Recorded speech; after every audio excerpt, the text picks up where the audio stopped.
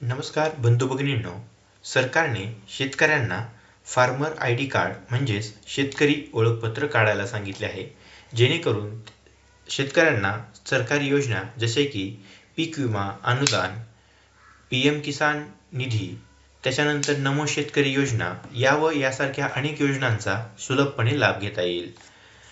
अनेक साऱ्या शेतकऱ्यांनी फार्मर आय डी किंवा शेतकरी प्रमाणपत्र काढण्यासाठी अप्लाय केले आहे.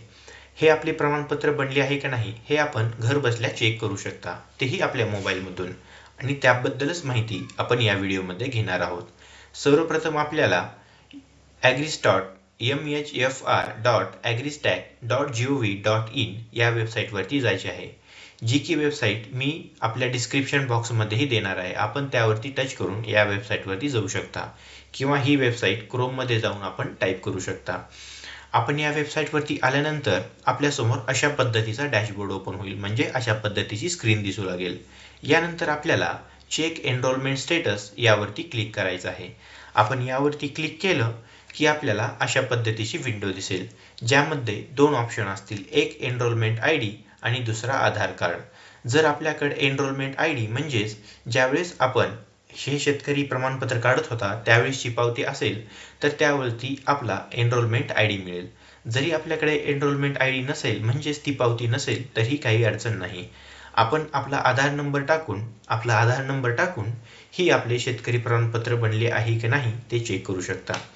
आपण आधार नंबर या ऑप्शनवरती टच करून आपला आधार नंबर टाकायचा आहे. आपला आधार नंबर टाकला की आपण चेक या ऑप्शनवरती टच केले की आपल्यासमोर अशा पद्धतीची नवी विंडो मिळते, ज्यामध्ये आपला आधार नंबर दिसू असतो आणि त्यानंतर आपल्याला एक सेंट्रल आय डी नंबर मिळतो, जो की 11 अंकी नंबर असतो, आणि हाच नंबर आपल्याला भविष्यात सर्व सरकारी योजनांचा लाभ घेण्यासाठी अगदी महत्त्वपूर्ण आहे. म्हणजेच यामध्ये आपल्याला सरकारी योजनांमध्ये पीक विमा, अनुदान, पीएम किसान योजना, नमो शेतकरी योजना किंवा अनेक अशा ज्या सरकारी योजना आहेत त्यांसाठी हा गरजेचा असेल. त्यानंतर आपण बघू शकतो इथे आपले स्टेटस अप्रूव्ड आहे. फार्मर नेममध्ये आपले पूर्ण नाव इथे दिसेल किंवा आपण जे नाव टाकले असेल ते आपले नाव इथे दिसेल. एनरोलमेंट डेटमध्ये आपण ज्या दिवशी याची नोंदणी केली आहे ते डेट, तो टायमिंग इथे दिसेल. त्यानंतर आपली नोंदणी केल्यानंतर आपला अर्ज ज्या दिवशी स्वीकारला गेला आहे किंवा अप्रूव्ह केला आहे ती डेट आणि तारीख इथे दिसेल.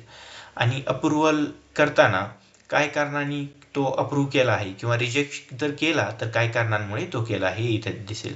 परंतु यामध्ये सर्वात महत्त्वाची गोष्ट म्हणजे हा 11 अंकी नंबर आपल्यासाठी फार महत्त्वाचा आहे. काही शेतकऱ्यांच्या बाबतीत हे अप्रूव्डच्या ऐवजी स्टेटस पेंडिंग असू शकते, तरीही काही अडचण नाही. ह्या थोड्या दिवसांमध्ये हा आपला शेतकरी आय डी कार्ड बनेल, परंतु त्याही शेतकऱ्यांना त्यांचा इथे सेंट्रल आय डी नंबर मिळेल, जो की आपल्याला योजनांसाठी महत्त्वाचा आहे. हा नंबर आपण नोंद करून घ्यायचा, लिहून घ्यायचा किंवा याची एक प्रिंट काढून घ्यायची. आपल्यासाठी हा महत्त्वाचा असेल सरकारी योजनांसाठी.